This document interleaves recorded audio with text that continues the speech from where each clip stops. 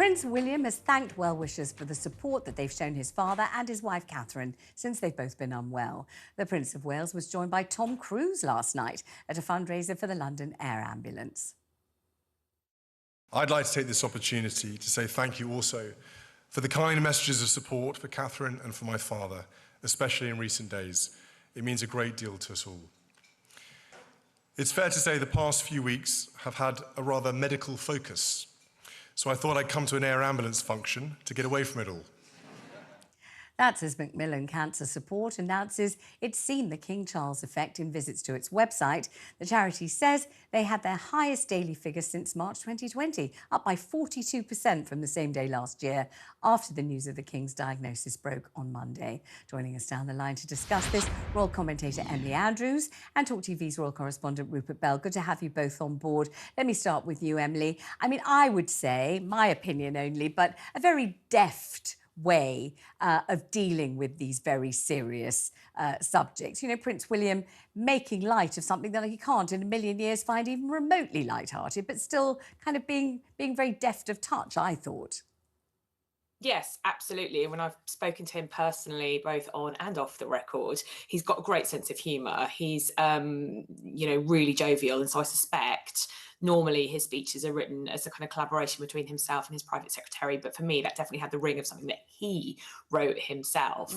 And his first public appearance where he was going to make a speech, he did an investiture yesterday morning at Windsor Castle. And so, of course, I think it was very sensible of him to take that opportunity to thank everybody and to address the recent news of his wife's obviously major surgery and his father's cancer diagnosis.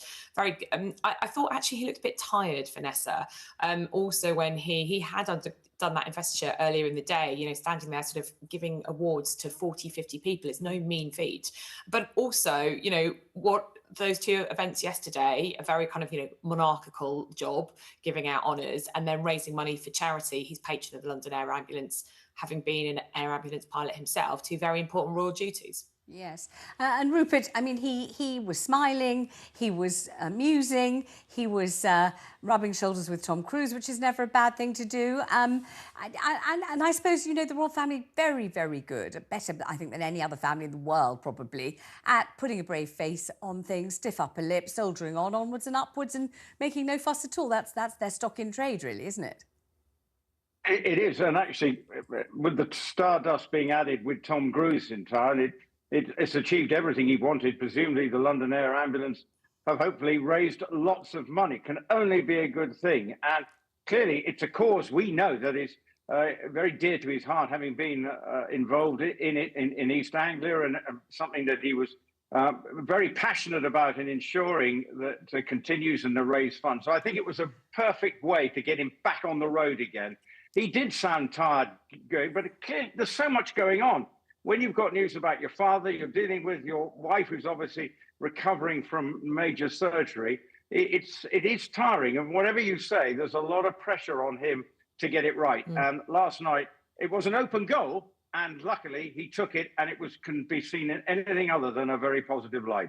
Absolutely. And Emily, he thanked everybody, and it did sound as if those thanks were genuine and profound and really from the bottom of his heart. It does definitely make you feel better when people are behind you, when people support you through such difficult times. Yes, absolutely. And I think, certainly the King has not been able to do any public facing duties because of this cancer diagnosis. And we all know that, Charles really likes meeting the public and gets a lot of support from that kind of, emotional connection. So I think he will have been really buoyed by all the letters, the emails, the sort of the manifestations of all the good wishes that he gets better soon. I think that will really buoyed him. And, Catherine is more private. But I think when everyone is sort of willing and wishing both those people to get better, then that's really nice. If you feel that everyone's behind you, then that's great. And I'm sure that once the cameras were off and once the journos had left last night, every person that William was speaking to was sort of saying, I hope your wife's okay. I hope you're okay. And that can only be a really sort of, supportive and positive thing. And I thought it was interesting that William is not taking over many of his father's duties. I mean, we're seeing him obviously at his first investiture yesterday. Princess Anne has basically done all the investitures so far this year. Yeah. Charles hasn't been able to do them. There's only those 3 members of the family that can do them. I thought it was interesting that he's not going to do anything next week because it's half term. So he's still managing to very much kind of preserve that private time and that very important time with his wife and family. What we're seeing now on the screen is, for those people watching this on television, is footage of Princess Anne out and about, busily working again today. And she looks as if she's absolutely in her element because she's meeting some delightful ponies, I think. And they look like they're her closest personal friends. She looks so delighted to be doing it. Oh, she's amazing. She's absolutely phenomenal. I mean, I think on Tuesday she did 4 engagements in one day, including an investiture. So she is, I mean, she's 73, Vanessa. She's absolutely, I mean, if it wasn't for Charles, I would say Anne for Queen. I mean, she really is that kind of epitome of keep calm and carry on. Obviously, horses are her passion, like her mother and her daughter. But joking aside, these kinds of events are really important. It's important that the royals, as the late Queen Elizabeth said, are seen to be believed. They're getting out, they're supporting charities, they're visiting communities, they're making sure that everywhere up and down the country, Northern Ireland, Scotland, Wales, England, all feel very supported. And Rupert, Prince Edward, the Duke of Edinburgh, was on duty last night as well, wasn't he? Was he at the National Youth Theatre? I mean, he really is. They really all are stepping up, aren't they? And nothing wrong with that. I was a former member of the National Youth Theatre, but I've never been asked to raise money for them. But I believe it's a very worthy cause, and it's great to see the Duke of Edinburgh out and about. And he too is part of the go-to number of people that they require, and the Duchess of Edinburgh. And they will have to front up because they are very short of able bodies. And you think about it, they're all, apart from William and Kate, they're all over 50. So it's not as if they've got a pool of resources. So, and Duke of Edinburgh is fully aware of the significance of what he's expected to do. So they're not going to be shrinking violets. They're going to get out there. It's going to have to, diaries are being regrouped, and they're going to onwards and upwards while obviously the King and Princess of Wales recover. Emily, do you think that the public will have a renewed appreciation, maybe a brand new appreciation, of what the royal family actually does? Because very rarely do we follow so closely where Princess Anne is, where the Duke of Edinburgh is, what they're actually doing, whether Prince William is working or he's not working or he's got the week off. And now suddenly everybody's concerned about, who's doing what. We can suddenly see what they're actually doing. If we thought they were all just lying around on a chaise longue while a butler peeled them a grape, we were wrong, weren't we?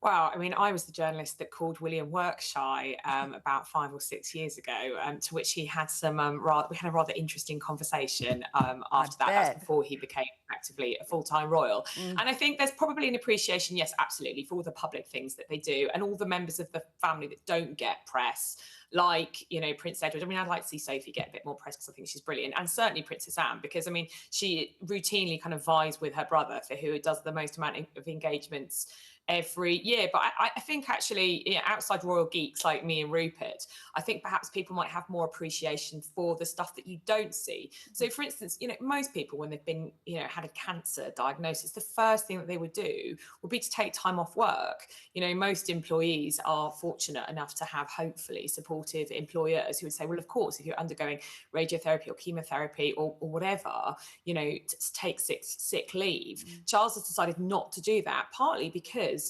he has very important behind the scenes business. Literally, his position of head of state means that he has to read his red boxes every day. He has to speak to the Prime Minister every week. He has to also host the Privy Council. He also could and should be greeting foreign dignitaries. Now, that is something that I think if that's necessary to do, I'm sure he will hand over to Prince William. But, all that paperwork is quite onerous. And so, Charles is still working.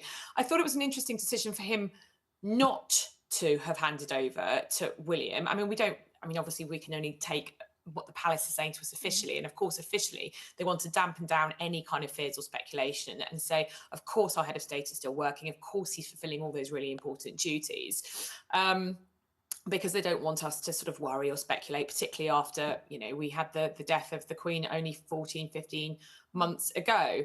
But I think it also perhaps suggests that also Charles doesn't want to give up any of this. And as I'm hearing from palace sources, he's proving rather a tricky patient, because he's rather sort of frustrated Yes. that he's sort of being sequestered and Well, not being able that to makes sense, doesn't it, Rupert? Because after all, he waited, I mean, a very long time to be the main man. And I think almost all commentators are of one opinion, which is he's done a damn good job so far. People wondered whether he'd be able to do it, and wondered whether our love for the late Queen was so profound that he would seem like a pale imitation and not much got. But that's not what's happened at all. Certainly, Charles and Camilla have inspired a great deal of respect and love, admiration, all that sort of thing. And he must be very reluctant to have to stop when he's only just started, mustn't he? Yes, but if he's able to recuperate within the confines of Sandringham, which is a private place, so he's away from the prying eyes, he can get on with his work and work on his own schedule. But his schedule is a fairly relentless one, or certainly has been. So how he's going to manage his recuperation, that will require a patience and understanding, I'm sure, from the inner circle, to make sure he does as he's told, rather than to try and think, well, I'm all right, and get on with it, which may be his natural inclination. And we saw him when he goes to church on Sunday. He'd been diagnosed with cancer at that stage, but he wasn't holding back. He looked as if he was out